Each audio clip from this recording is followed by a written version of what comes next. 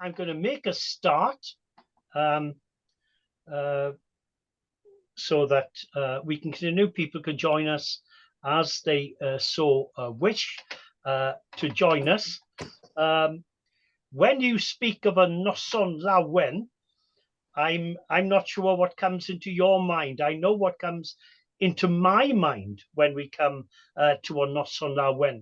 It's a time when people get together and share some of the things that are really important to them, some of the creative things that make them for who they are. And being brought up in Wales, noson lawen was big for me. I would go to noson lawens on a regular basis. And my memory, which is getting worse as the years go on, but my memory tells me that a group of us would go in the back of an A40 van, and we would go to different places in Wales to see these noson lawens, where the sort of bands of the day would come. Perlau Taf, Boys of Blackboard, and other various people would come along and present. And there, of course, the most important person was the person who was leading it, Arweinydd y Noson, the leader of the night. Well, do you know, I never thought I'd ever lead a noson lawen, especially in the afternoon. But there we are. I'm here and I'm leading a noson lawen in the middle of the afternoon from Ipswich, here on the North Shore of Boston. Now, I've been in the country, for those who don't know me, I've been in the country for about 20 years now. I married my dear wife, or she married me. I'm not really sure how it happened, but somehow we got married in 2004. And it's been an interesting journey for me, really, to come to America. I'm a Welsh boy down in my heart. Everything in me is Welsh. Cut me in half and I'm Welsh. Okay, I got Welsh blood and that's who I am. Now, sometimes I never wanted to come to America. Let me just be honest with you. I never wanted to come. No interest at all. I thought, why go to America? Simply because they speak exactly the same language as we do. Why bother? Let's go to France, where they speak in French, or let's go somewhere else where it's much more interesting. But in the end, I had to go because of certain things I was doing for my job. So I ended up coming to America, and that's where I met my dear wife, and then ended up coming and not going back. But there are differences, and one of the big differences I feel in America and Britain are very, very straightforward. One of them, the use of words. Let me tell you a story. And after the story, I'm going to ask Martha. She's going to sing. You're going to kick us off tonight, Martha. All right. So I'm just preparing you right now for that. But one of the things that differentiates us from Americans is we use different words, and sometimes they can get you in trouble. Now, let me remind you, I was coming over here as a Christian lecturer and speaking specifically about religious revival.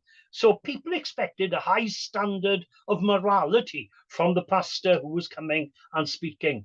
And I was speaking somewhere in New Hampshire, can't remember where. And there was a big church, one of these big mega churches. And I was speaking about the Welsh revival of 1904. And as I was speaking about the Welsh revival of 1904, I would have pictures coming up behind me all the time. There was always pictures coming up behind me, and I would comment on the pictures and try and make it interesting and trying to make it high tech as it was in 2003, 2004. And one of the pictures was a picture of a man called Seth Joshua. You probably have never heard of Seth Joshua. You don't need to have, okay? But the one big thing I'd say about him was that he had a big moustache. Huge moustache. And in Wales, when I would speak about him, I would always say, this is a moustache that I would love to have. oh, I would love to have this great, and he had this huge moustache coming down there, and it was so obvious, you know, it was a walrus moustache. And I would go on about this to give people a bit of a break listening to my lecture and joke with. So I was saying, this is one of the best moustaches. I want a moustache just like Seth Joshua. Of course, I used the Welsh word for moustache. And the Welsh word for moustache, Anglo-Welsh word for moustache, is tush. It wasn't useful. Because here I was in front of this large congregation telling these people, well, I want a backside exactly like this guy. I want a big bum like this guy. Nobody responded. They all looked at me. They stared at me. They thought, what is this guy we've invited to speak? Because he is speaking, he is talking about having a big backside. I tell you, I learned that there was a big, big difference between the English spoke, as it were, in Wales and the English spoke in America. I learned my lesson, and I've had a few more mistakes as I've gone along. I hope I don't make too many of those mistakes tonight, simply because you're probably aware of the differences. But without further ado, Martha, what a joy to have you here, and what a joy for me to get to know you over these last few weeks and months. Of course, I'm the new guy on the block, all right? And I'm so thankful to Tom helping me in putting this together, because there's so many people I don't know. Forgive me for that. I hope to get to know of many of you as possible as the months go on. Meanwhile, over to a great singer, I hear, Martha. No pressure. We're on to you. I don't know if I'm such a great singer, but hold on one second.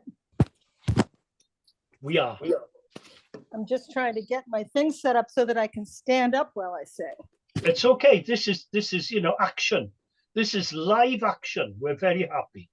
Yeah, exactly. Yeah, when I'm on Zoom, I like to lay on the couch and get comfortable, you know. But yeah, I know what you mean about words that are different, because I know when we lived in Ireland for a while, and there were so many words that were different. I remember when I was in a mom's group. My son was 2.5 when we got there, and we had a little group at the Waldorf school.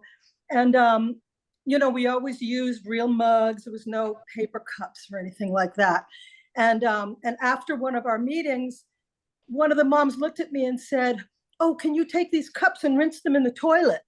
And I just was standing there with my mouth hanging open, thinking, maybe this is an Irish thing. Maybe they wash dishes in the toilet.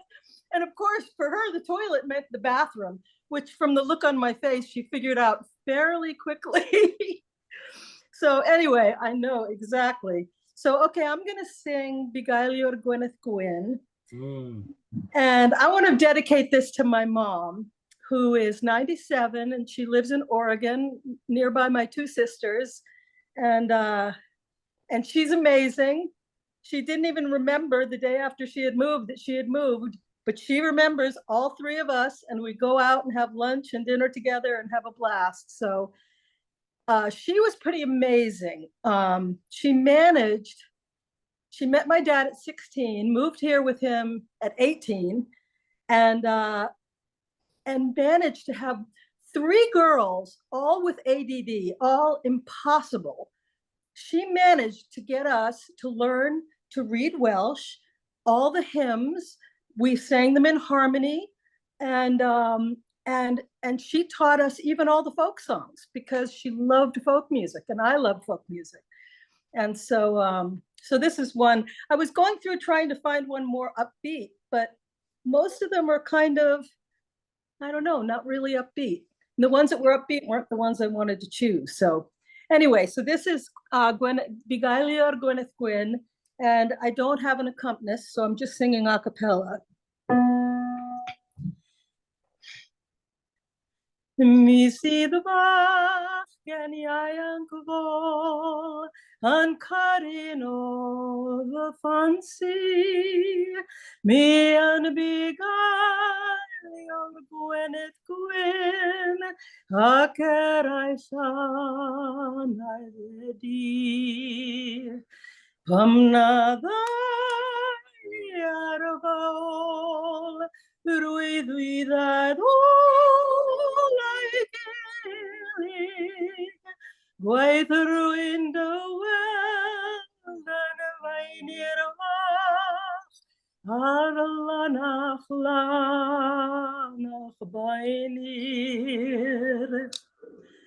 Tra bod dŵr a môr yn hallt, a thrabong wallt yn tyfu, a thrabo calon yn fy mron, mi fyddlan ffyddlon I ti.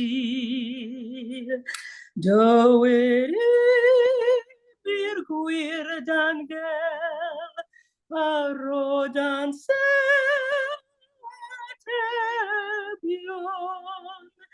Finau myfinau ar y sian, sydd orau gan dy galon.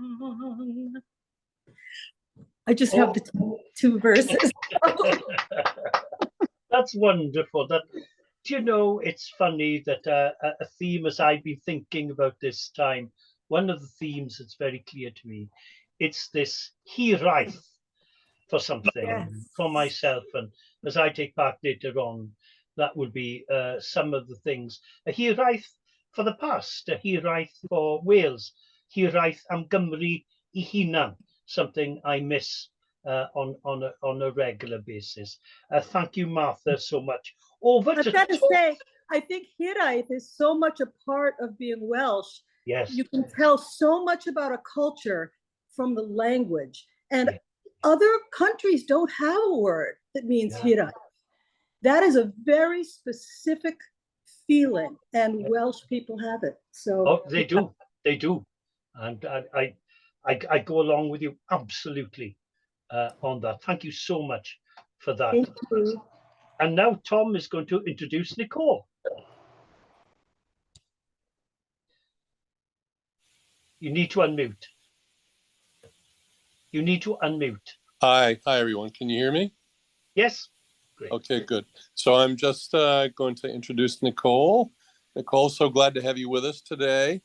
We met, I think, around a year ago by email. And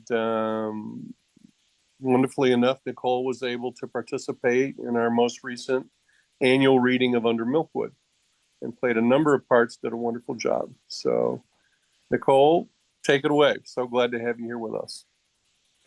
Thank you. I'm glad to be here. And today I'm going to do a bit of storytelling, the tale of the fairies Mint. And it comes from the version in an 1894 collection of Welsh fairy tales and other stories. Once upon a time, there was a miller, and he noticed one night that at around midnight, his mill was running and fully lit up.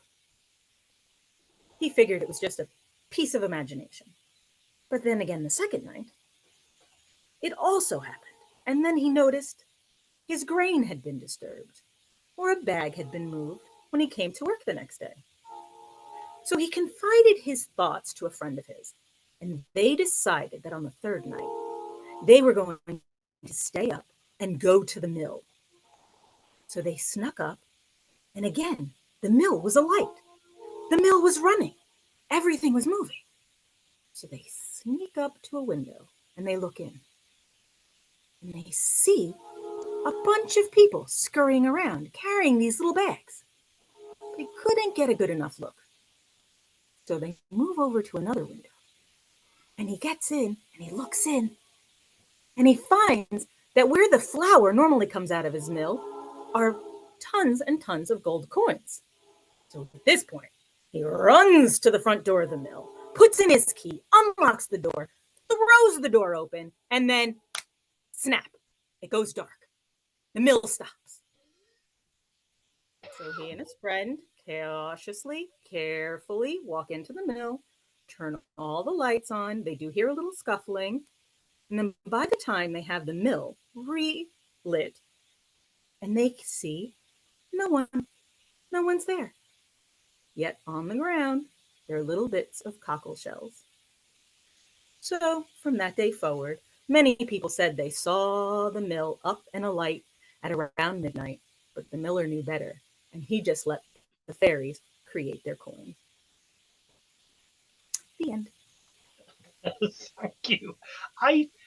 Do you know, I know that story. I have heard that story before in a collection. And as you were saying it, things were coming back, but it's such a long time ago. And you know, isn't it a wonderful thing that stories make a nation, accents make a nation, stories make a nation, songs make a nation, that all those things put together make us who we are. I was brought up with all the Mabinogion stories, and in Ammanford, the church, where I had a church before coming here, as you came into Ammanford, you had the Twrch Trwyth. Now, Philip, you would understand the Twrch Trwyth, I'm sure, because of the area. And the Twrch Trwyth were boars, wild boars. I'm not talking about people who bore you to death. I'm actually talking about pigs who are wild boars. And they were part of the Mabinogion. And there were 3 of those as you came in to Ammanford. Now, in Ammanford, there were a number of wild other boars as well. But that's besides the point. Thank you, Nicole, so much for sharing that story. Life is made of story. I'm not going to bring my wife in here, because if I brought her in when I say story, she will go on and on, because she writes on story and story structure and how important story is to life. So I'm not going to put you on the spot, my dear darling. I will not do that. From there, let's go all the way to James and James Thomas. And we've got to know one another over the last few months. And it's been a joy to be working with you. You had a hard time last week, I know, with your computer. And can I say, you were Job. You are my Job, and I think you can write something about the Job experience you had with your computer as it broke down just at the right time when things had to be done. Thank you for your grace in putting up with all the things. They're the sort of things that drive me absolutely round the bend. Thank you, James. Over to you with whatever you've got. All right, I'm going to go right to my script. This is adapted from a piece I did for Ninai, November-December issue, and it's a shorter form. We'll see how short it turns out. However, Rolling Stone, Keith Richards turns 80 and rocks on. In the days of yore, circa 2000, actor Johnny Depp, while pondering his upcoming movie role as an 18th century pirate, wondered who could be a modern swashbuckler. An infamous celebrity, a talented devil-may-care man, sometimes outside of the law. So he asked himself, who is the greatest rock and roll star of all time? His answer, Rolling Stones guitarist Keith Richards. The movie, actually based on a Disneyland ride called Pirates of the Caribbean, was a hit and spawned its sequels. Depp's inspiration, himself, appeared as his father in the 3rd film, At World's End, in 2007. I played my debutante role as a cameo actor, playing Johnny Depp's father. A project that started off with Depp asking me if I minded He's using me as a model for his original performance. All I taught him was how to walk around a corner when you're drunk, never moving your back away from the wall. The rest was his.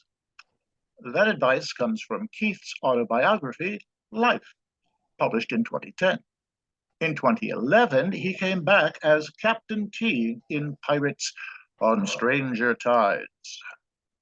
Teague, Richards. I heard where you're headed. The fountain. Sparrow. Depp. Have you been there? Teague. Does this face look like it's been to the fountain of youth? Depends on the light. Back in some other days of yore, 1996, Patty Hansen, his wife, commissioned a portrait of him from Paul Carslake, a longtime friend of his. The painter took his inspiration from Captain Sir Henry Morgan, a Welsh privateer who was honored in 1672 by King Charles II after the Anglo-Spanish War for his 1671 expedition to Panama on his flagship, the Satisfaction. Depp saw it during a party in the guitarist's New York apartment. Aha! But pirates and rock guitarists are made, not born. Let Keith tell you himself from his life.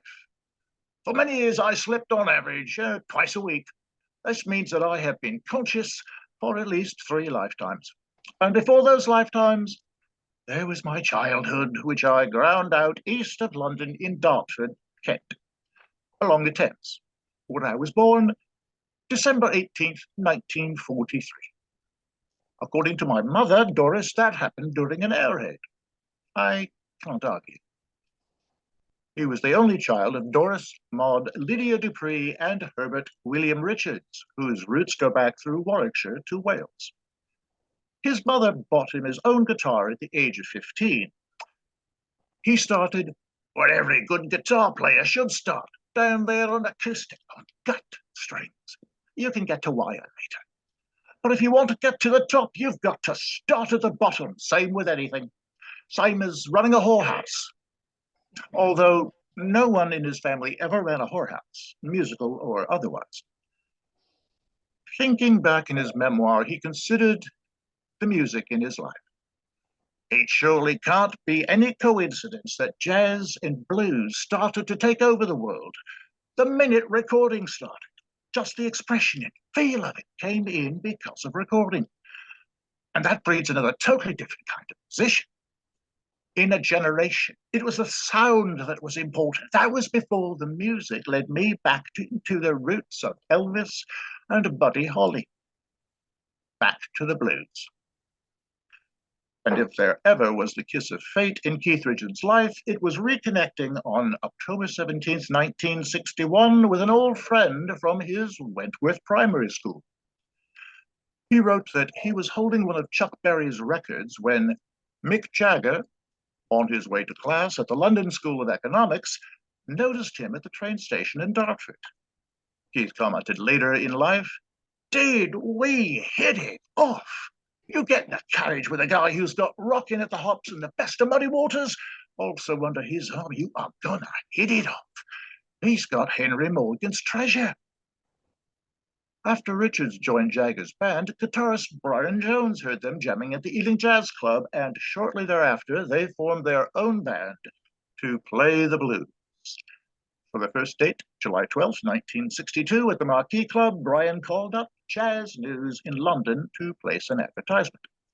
"What do you call yourselves?" was the response. As Keith puts it, "Muddy Waters to the rescue. First track on the best of Muddy Waters is Rolling Stone. The cover's on the floor. Desperate. Brian, Mick and I take the dive." The Rolling Stones. A gig. The original Stones lineup with Brian, Mick, and Keith was there. Bass guitarist Bill Wyman appeared in December 1962, and drummer Charlie Watts, the secret essence of the whole thing, joined shortly after in 1963. By February 2nd, that night, we were playing with the final lineup and the rhythm section, Charlie and Bill, the Stones. The magic art of guitar weaving started then too. With two guitarists, what you can do is to the power of 10. Add other people and there's something beautifully friendly and elevated. It's really teamwork. It's really jazz. Rock and roll ain't nothing but jazz with a hard back. It's a little more than that, but Decca Records signed the Stones in May 1963, the same year as Mick and Keith formed their songwriting team. They wrote loads of silly love songs, while their manager, Andrew Lowe Goldham, was waiting for them to come up with The Last Time. This could be the last time. This could be the last time. Maybe. Their first UK single to hit #1 in February 1965. Their first worldwide hit was Satisfaction in June '65, the track that launched them into global fame. Up to September 2023, various counts have the Glimmer Twins, aka Mick and Keith, writing from, you choose, 377, really? To, more likely, 177 songs. They had their bad times over the years as writing partners, but Keith explained, if you work with a guy for 40-odd years, it's not going to be plain sailing, is it? You've got to go through the bullshit. It's like a marriage. Of all the women in Keith's life, two stand out. Anita Pallenberg was his partner from 1967 to 1980, known in the press as Lady Rolling Stone for her influence on first Brian Jones musically and then Keith spiritually and medicinally. Patty Hansen met Keith at Studio 54 in New York in March 1979, and he happily exploded about her some months later in a notebook. I met a woman. It's a mind, a joy of life and wonders. She thinks this battered junkie is the guy she loves. I'm turning 40 and besotted. They married on his 40th birthday. Drugs are a darker story in his life. A journalist tagged Keith with a line once used to describe the poet Lord Byron. Mad, bad, and dangerous to know. Then there's the story believed by necromantics that he flew to Switzerland to get his blood changed. It's said to have been some transaction with the devil deep under the stones of Zurich. Actually, he claims, he was changing planes at Heathrow when the Street of Shame, some bloodthirsty journalists, were following him. Look, shut the F up. I'm going to have my blood changed. Oh, that's it. It's been there ever since. Through all of this, Keith has known where he came from. A jam session with the killer Jerry Lee Lewis almost ended in a fight. If you want to tear my band apart, your name's Lewis, right? Well, you're from Wales. My name's Richards, and we're both Welsh. And if you want to take it outside, let's deal with it. After calming down, Keith decided that after all, since then, he's been a brother. And years later, the Stones roll on. Last September at London's Hackney Empire Music Hall, a 20-minute lunchtime live stream promoted, yes, their latest album, Hackney Diamonds, their first album of original songs since 2005. The album title plays on the London slang for the shattered glass left behind after burglars have smashed a window for a break-in. And the Hackney borough itself that has long had a dicey reputation. The sometimes fractious songwriting partnership of Jagger and Keith Richards, wrote John Perellis of the New York Times, found a way to realign for the album. Keith simply said that they loved each other dearly, and let's leave it at that. Is this the last Rolling Stone album? Richard sings in a ballad on it, I need an answer. How long can this last? Don't make me wait. My Is my future all in my past? And on the final duet, Keith and Mick sing Muddy Waters' eponymous Rolling Stone Blues that circles back to their love of the blues that brought them together as teenagers. Is there one last tour? In an interview last October with the BBC, Keith said the Stones are planning a 2024 tour. In fact, rather than waving goodbye, the band are plotting to take their new music on the road next year if everybody is still standing. Well, why not? Keith Richards will only be 80 years old. And Blue is Happis. Thank you so much for that. Oh, that was wonderful. That was wonderful. Oh dear, dear, dear. I'm giggling. I'm giggling at the thought of so many things that you said. I wish I had seen the Stones. I never did, never have. But I felt that I had some satisfaction in listening to James speaking about them. Thank you so much for that. We turn right around now, really, and we go back to some hiraeth. Although, do you know, I'm sure many people have hiraethed about the Stones as well. But mostly my hiraeth as I get older, you know I don't look 67. My wife says I look a cool 38. But that's before she's opened her eyes. But anyway, as I get older, do you know, it's not just hiraeth for your nation. It's a hiraeth for your childhood. The childhood takes on something. As you get older, you begin to think back, and there's a romanticism in this. There's a William Wordsworth romanticism, if you like, in many of these things. In 2017, of all times in my life, I wrote my first poem. I'd never written any poetry at all, nothing at all. But in 2017, I couldn't help it, and I had to write. I wrote for about 4 years, and then my muse died in COVID. He's buried somewhere. I don't know.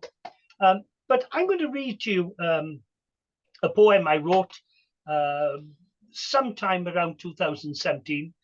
And it's called Childhood, and it's about my childhood. And I admit that with lots of my poetry, especially about childhood, I do it with a Dylan Thomas accent. Now, later on, Tom is going to be reading to us a real Dylan Thomas. This is not a real Dylan Thomas. This is a Dylan Thomas accent from Pastor Kevin residing in the North Shore of Boston. Here we go. It's called Childhood. Life in the Welsh village was seldom Bible black. More Sunday grey on clouded over Sabbaths, where breakfast-filled pilgrims piously walked to Welsh-speaking Canterbury's. To spend chapel-filled hours listening to Moses, Jeremiah, and Nebuchadnezzar speak again in pulpit voice and dragon tongue. I have a chapel-shaped soul, pew-lined, organ accompanied in adolescence, sacred sing-song, and so far, ysgol gân ag ymanfa. I was a summer's child. Sun's smile on remembered past of afternoons before tea and dark, at play in made-up worlds inaccessible to mature thought. Our green field-backed street stutters to life daily. Cold winter, school-ahead children, filled with beans, toast and bacon, meander too soon and too early to arriving transportation. Last nights and weekends' ways shared, exaggerated somewhat for effect, frozen sentences and ice-cold winds cloud the awaiting. Child's kingdom garden extended out back, growing rhubarb and apple tree fruit, fresh and fancy among the future Sabbath's mashed potato and carrots, and fresh eggs laid warm and brown, soon to be sunny side up soldiers. Oh, garden mine. As he tries to open. Oh, garden mine, hedged in inherited earth, played upon territory. Next door but one, Shop Ann. Ann's shop, that is, and open for business all days but Sundays, an emporium of delights to the sweet addicted Mars and Milky Way children with pennies and sixpence, unable to choose yet from the jam jar's promise, and looking on a daily congregation of willing to wait, you first women, glad to see the first being last and the last being first, reminded together of youth and forgotten childhoods now lost, like mine. We move on, and after that poem, we move over to Philip Davis. Gobeithio bod ti'n barod, fi'n siŵr bod ti. And Philip Davis, we were talking the other evening, and Philip is from an area I really ministered in for 20 years, Ammanford, Llandybie, and all around that area. Actually, my old church is now in Llandybie, believe it or not. It meets in a rented hall in Llandybie because the church got too small to hold it. And it's funny, as we talked the other night, my memory began to go back to Llandybie, and especially to one of the towns close by, which is Llandailo. You remember Llandailo? I'm sure some of Martha as well. Yes. You know Llandailo, do you really? Goodness gracious. Well, let me tell you a quick story about Llandailo, and then we'll put Philip on. But before you go on, I want to say something. I loved your poem.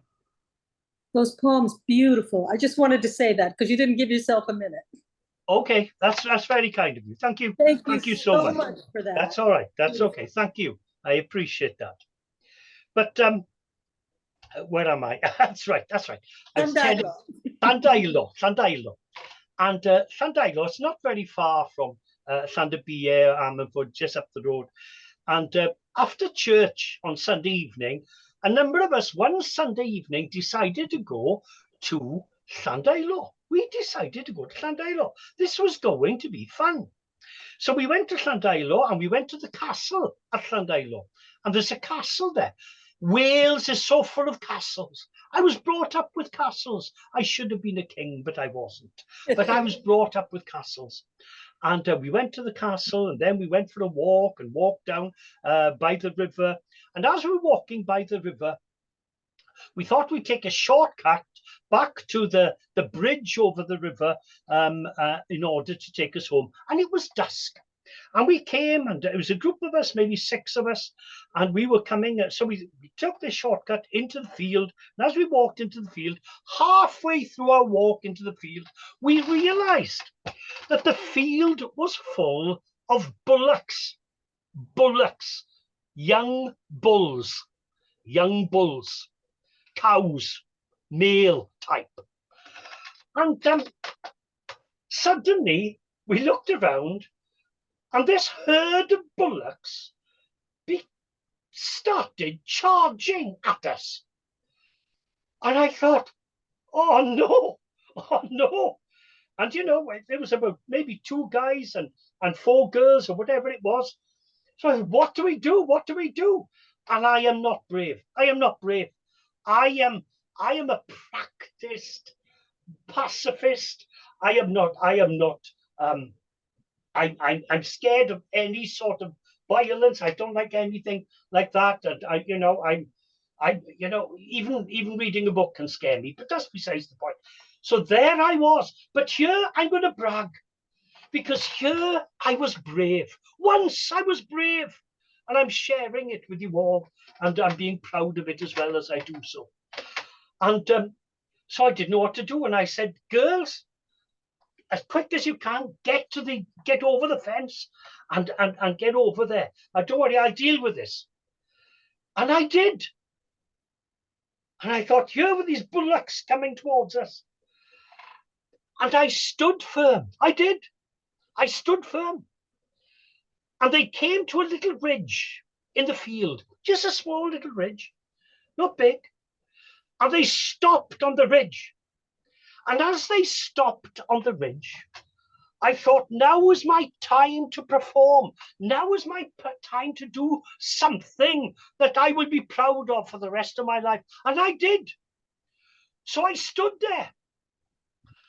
I picked up a stick, put it under my arm, and I inspected them. They were in a line. For some reason, they were in a line. And because it was dusk, you could see all the things coming out. And I inspected them and said, hey, you get in there, you get in there, you get in there. And I did that until all the girls had got away. And I was left facing the bullocks in Llandilo. And you know, I turned my back on them and walked away, and they didn't charge me.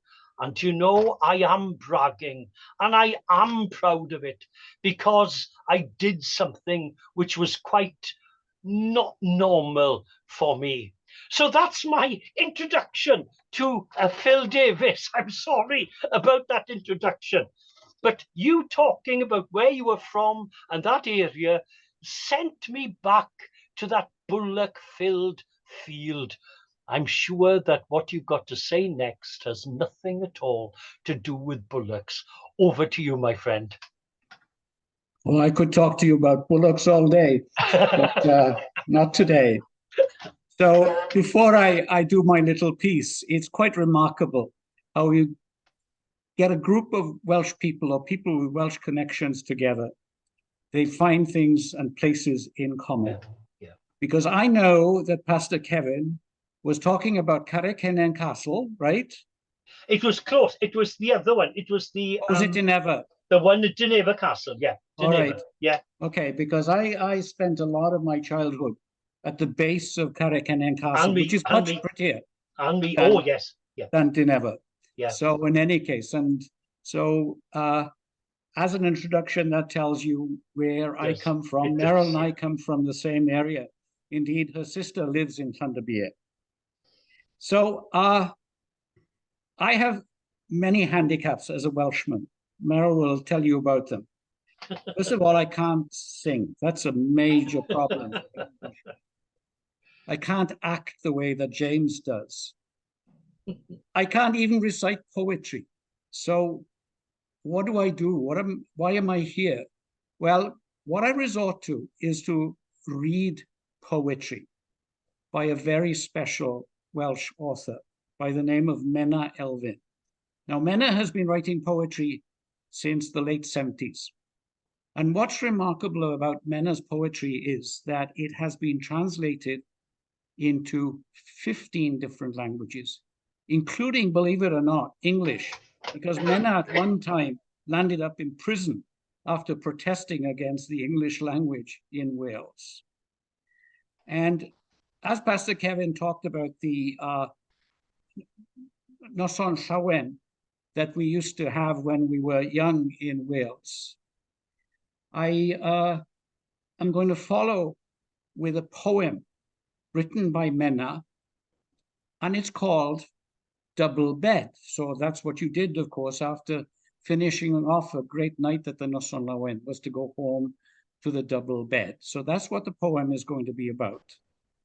I'm going to read it initially in English, then I'll do the Welsh version, and then maybe I'll even go back to the English again, because anything that Menna writes, at least I have to read it many times before I get the full impact of what she's trying to tell us. I mean, basically, she starts off, as you will hear, with some of the trials and tribulations you can face up to in a double bed. But I think you'll find that the ending is somewhat sublime. So let me give it a go. So first of all, as I said, in English, double bed. I never understood the tyranny of the double bed. Sleeping limbs are single, on the move, unpartnered, in territory held staunch beneath the duvet, uncolonized by the nation state's pillage of fruitful land. Coalition sometimes, other times wormwood on the tongue, struggling to free a leg or to slip the straits of the mattress. How sound is the deepest sleep, though passion unites us after we keep our distance. Avoid the flying elbow, the sharp shoulder blade. Overlap is the hard part of belonging. Left with nothing but a corner, yet you away my small self in bed.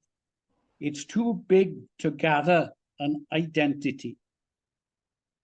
On my pillow, I'm half afraid the trespasser won't come back to the restless feathers, and the bed without your body is a wooden scabbard. I'm left dreaming of the articulate flesh, desires needling, the perfect disarray beneath the covers. Yeah, lovely. So that's the English version. But R.S. Thomas, I think, said that translations are akin to kissing through a handkerchief. I don't think that this is true about what you're going to hear from the Welsh version. So, gweli dwbl. Ialles I erioi un bennaeth y gweli dwbl, nid lluosog o'r aelodau cysgu, ar wasgar digymar ydynt, a'i ffiniau'n codi sofraniaeth, disyfl dan ddwfeu heb I wlad dwy genedl, nag ydy rhandiroedd sy'n ffrwythlon. Clym bleidir weithiau, a thro arall, bydd blas wermwd ar y dafod, wrth gael coes yn rhydd neu lithro ar gilfor matras. Mor ymplyg yw trwmgwsg nesed ei nwydau, dy hei am ymbellhau a wnawn wedi. Osgoi penelyn fwadur, cnwch ysgwydd ar letraws, gyffrwr yw trafferth perthynas. Gadael dim ond lled gornel. Ac eto, yn dy absen, a'r hunan bach mewn gwely, rhy fawr yw I un grynhoi ei holl hunaniaeth.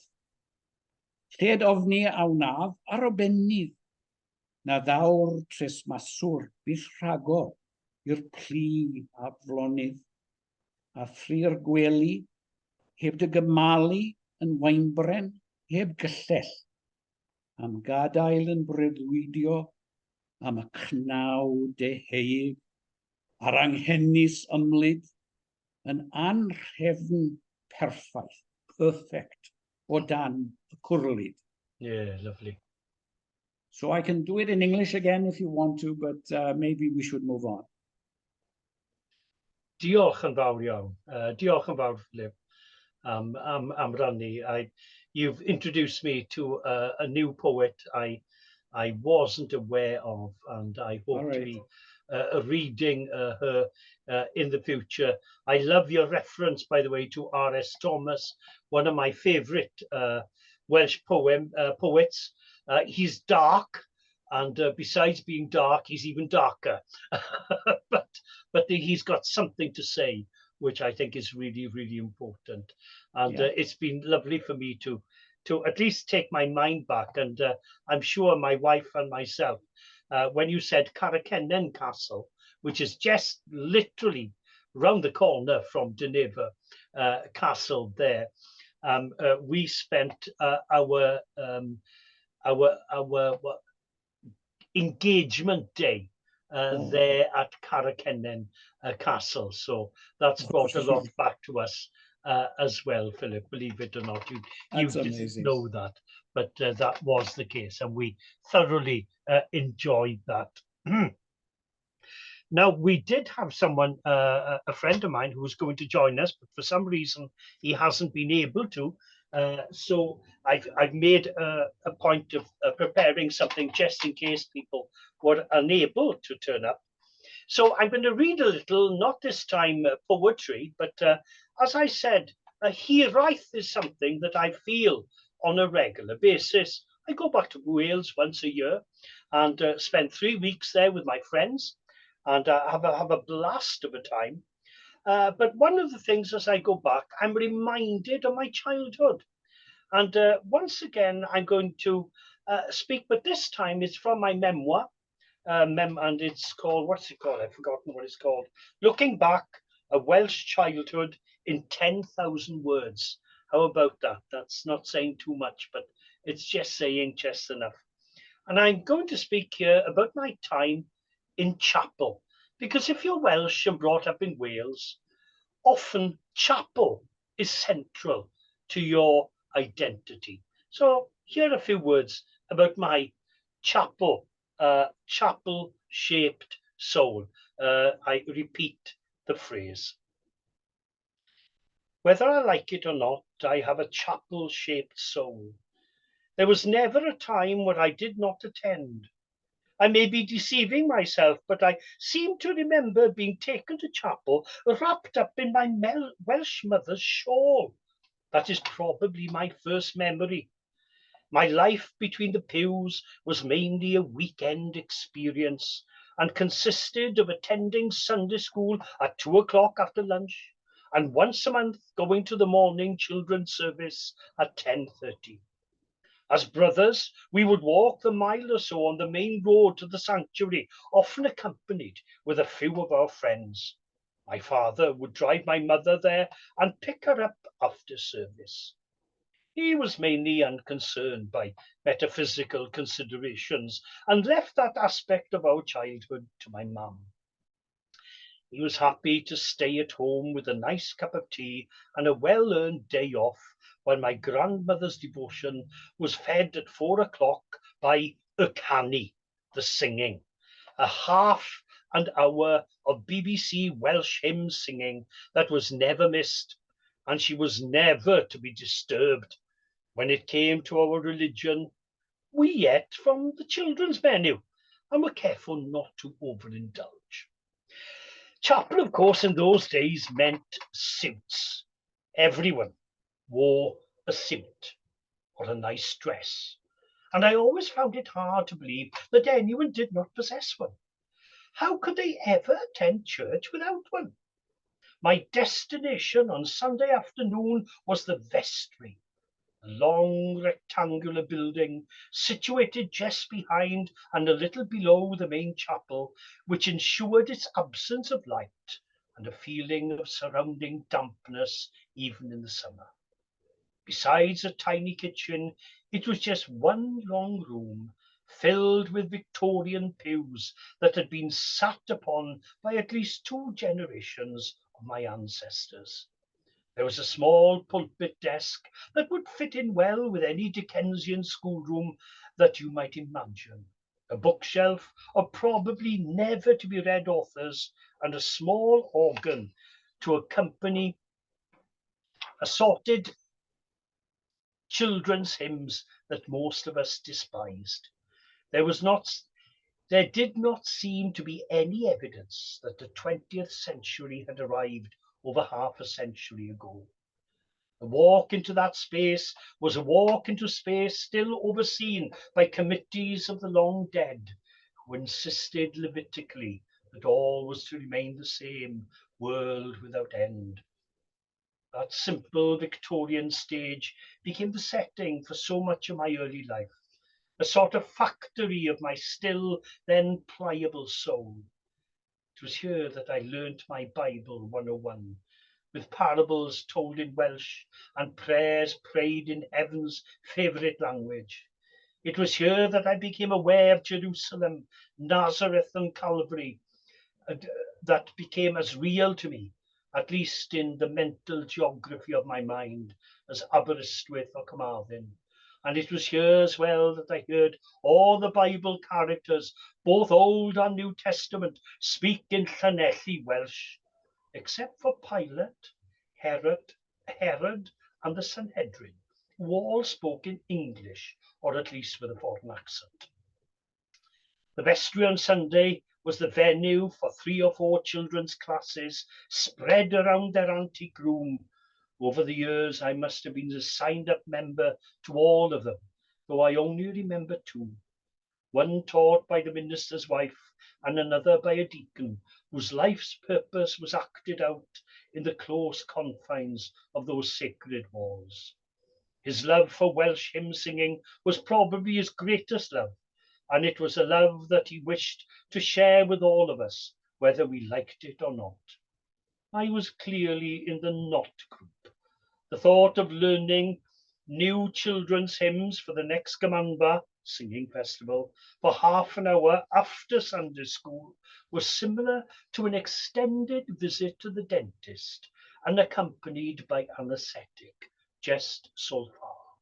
It was something to be avoided at all cost, and escaping from it became an absolute necessity, whatever the consequences when we got home. The feel of fresh air outside the building, uncontaminated by sentimental and dated songs, felt by no one and written by those who never understood what it was to be a child, was exhilarating. I sometimes wonder if any child's faith was really expressed or enjoyed as they learnt these tunes of glory. I really very much doubt it. I never had a favourite. Yet, I do have to say that as age creeps on, I cannot escape these long ago harmonies that somehow lodge themselves into my soul. They remain carriers of my past and echoes of a life which was mine, and that was not as negative as I once imagined. The negatives continue to melt away as the years go on, and the hated melodies of my childhood are becoming more and more a warm bath of existential remembrance. They take me back through decades, and in thoughtful moments I once again join in the now long lost harmonies of my reluctant self, and sing with the now departed congregation. I still sing the Lord's Prayer, always in Welsh, sung and chanted to the long ago silenced organ, played by the passed away organist, rehearsing her songs for few now, maybe just for me. I never could have imagined the effect of those sermon hearing walls and hymn filled pews on my latter self. Yet I am affected, and I find myself curiously thankful.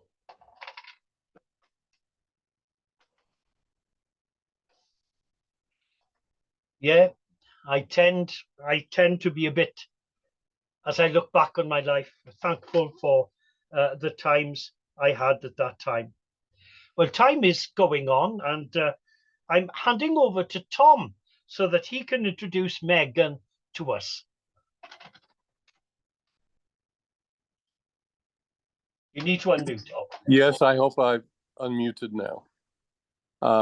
So I would like to introduce Megan Thomas, who I've gotten to know over the last, over a bit over 10 years, I think, and have admired her performances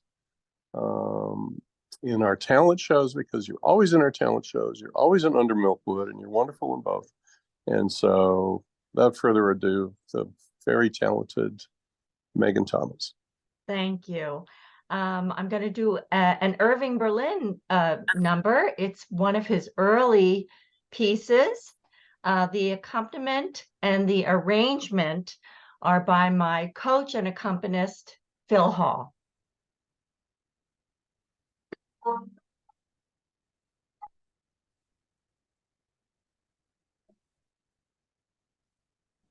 Years ago, when I was just a wee little thing, a man never squeezed a girl till she got the ring. They were both engaged before the boy took a chance. But now all he has to do is ask her to dance. They call it dancing. You see them cuddled up tight. They're only dancing. So everything is all right until the midnight party closes. You can see he and she rubbing noses. She calls him Mister. They're only friends, it appears. And then he'll twist her like they've been married for years. A man can squeeze on she's with his arms and his knees, and they call it dancing, that's all.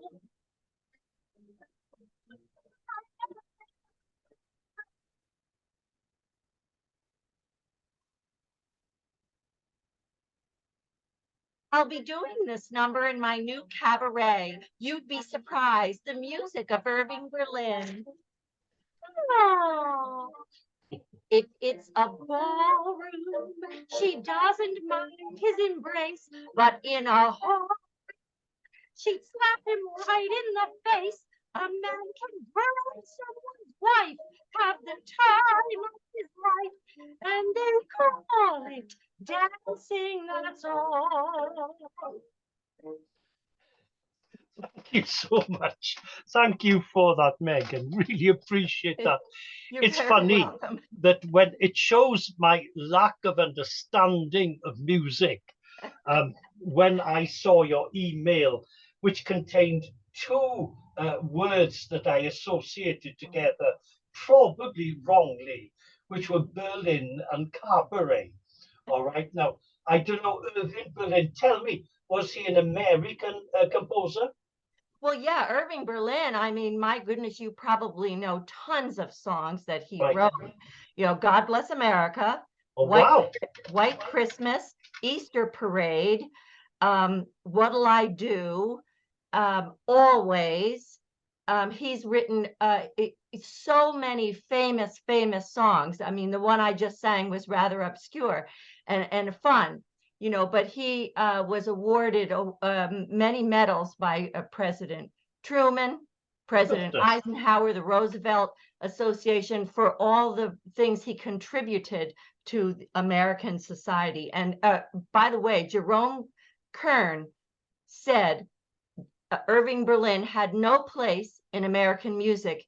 He is American music. Lovely, lovely. He was a Russian Jew that immigrated when he was 5 years old, but he took on America and loved his adopted country and became really the iconic American composer. That's wonderful. Thank you for educating me there. And I apologize that the words Berlin and cabaret are mixed together. Brought me to 1971 with the film Cabaret and Lisa Minnelli, which you might have seen. Yes. It's a wonderful movie. I did the show Cabaret. You did the show Cabaret? Oh, no. Who did you? I was Fräulein Schneider, yes. Goodness gracious. Yeah. Oh, I'm in awe. I'm in awe. You know, I study, I'm going off the point, but I study that period in history. It's my interest to see the growth of totalitarianism and how we can stop that really in many ways. And let's hope we can. That's the period that I study as a result of that. And cabaret is probably one of the best illustrations of how that happened or as it happened. Thank you, Megan, for that. That was great. And I just want to thank you all for being here this afternoon. It's a joy for me to get to know new people. You might have worked out that I'm an extrovert. Really, that's my personality. I love getting to know new people, and I love getting to know people really as I go on. I don't want to just keep my friends. I want to make more. I want a full funeral, okay? So that it's full of young people as well who are going to cry a lot and things like that. So thank you all very, very much. What a joy it is to have you share with us this afternoon. We're going to end in a Welsh way, and I'm going to sing Hen Wlad Fy Nadau. We're not going to unmute, because if we unmute, then it doesn't work, okay? It doesn't work. So I will sing it, but you can sing it where you are. And I've got to stand for Hen Wlad Fy Nadau. I'm sorry, and I'm going to stand for that. Mae Hen Wlad Fy Nadau yn annwyl I mi.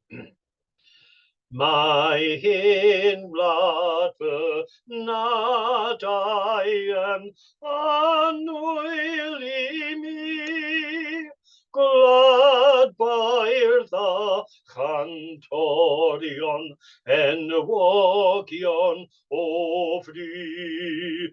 Ein gwrol yr yfelwyr, gwlad garwyr tramad, dros ryddid coll a sant a'i gwaed. Gwlad, gwlad, balaidiol, wyf I'm gwlad, tramor yn fyr, i'r byr o bai, o bydded i'r heniaeth barhau. Bendith arnoch chi gyd. I look forward to be with you soon. The next time, I think. It's December. It's in person. It's in person next time. I'm looking forward to having so much fun in New York, and in New York at Christmas time. How much fun can you have? So I'm looking forward to that. I hope to see you all during that time. And just to say, if anyone just wants to talk about anything, you feel free to phone me. I am available for that. If anyone wants to do that, just email me and we can arrange a time to talk. I just want to say that to individuals. Thank you all for being with us today. God bless you. See you soon. Thank you. See you on December 10th, everybody. December the 10th. That's it. Yes. Rock and roll. Okay. Rock and All right. roll. Okay. Bye-bye now.